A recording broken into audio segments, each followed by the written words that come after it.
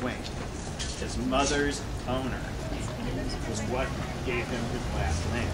So from 1841 to 1865, when the war was over, he was known as Wilson Swain. As soon as the war was over and Reconstruction began, he renamed himself Wilson Swain. And that's the name you'll see on his tombstone in the old Chapel Hill Cemetery. Now, of course, he still got the name slave owner, but at least he got to pick which one it was. Caldwell, when he died, was eulogized by President Battle, after whom Battle Hall is named, and one of the attendants at his funeral was Julian Carr, after whom Carver was named. He worked for Carr for 1 year in Durham, and when in Durham, he said, when he returned to Chapel Hill, he said, Durham is no place for a literary man, which is still true. Think about PWI over there. But he is somebody whose name has been forgotten, at least by Whitechapel Hill. It really hasn't by black, because his great-grandson, Edwin Caldwell, was on the Chapel Hill school board. His son, Wilson Caldwell's son, whose grave is also in the old Chapel Hill Cemetery, was one of the very first black physicians in North Carolina. We were talking about professional schools. He went to the Leonard Medical School at Shaw in the brief period it was open. Right? It was only open right around the end of the century for financial reasons. It kind of came and went.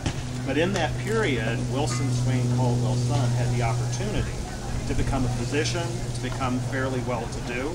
His father actually was fairly well-to-do. He owned 12 acres in Chapel Hill, which is saying a lot. So I find it interesting, though, that we have chosen to remember and memorialize Horton in a way we have not remembered and memorialized Caldwell. And I think it's because their stories are more problematic. Though if you think about it, I think Horton's story is really the more problematic of the two. But if you kind of whitewash it, then you can make it what you want. Well, the interesting thing is the building behind you has exactly the same issue. This was what was originally the library. Almost every building on campus was originally the library. But after it was the library, this was Playmakers.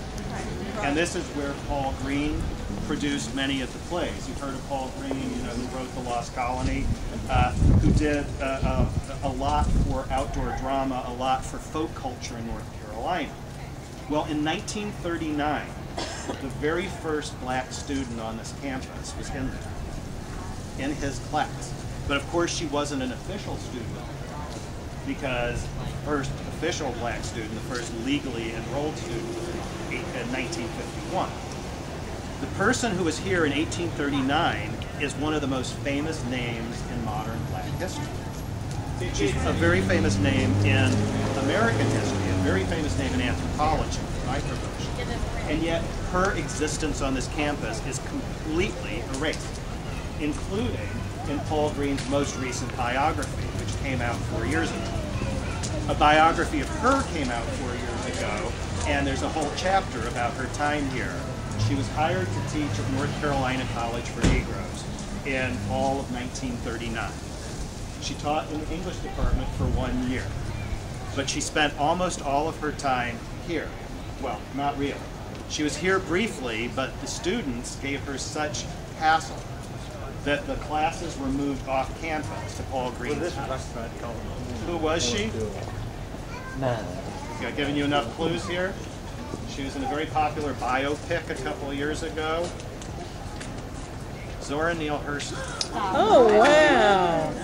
Now, Hurston Hall, there's something, you know, you could use to mark. But Zora Neale Hurston spent time on this campus, and nobody knows it.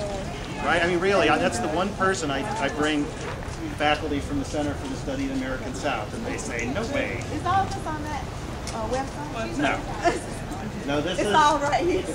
I'm working on my book, but this is a project I've been working on. Aren't we all, right? What you could do quick fast, and that would be a teaser for you. Yeah. Well, this one has the tour is we're working on getting the tour online to kind of start. But so the other irony here with this building is that the architectural style is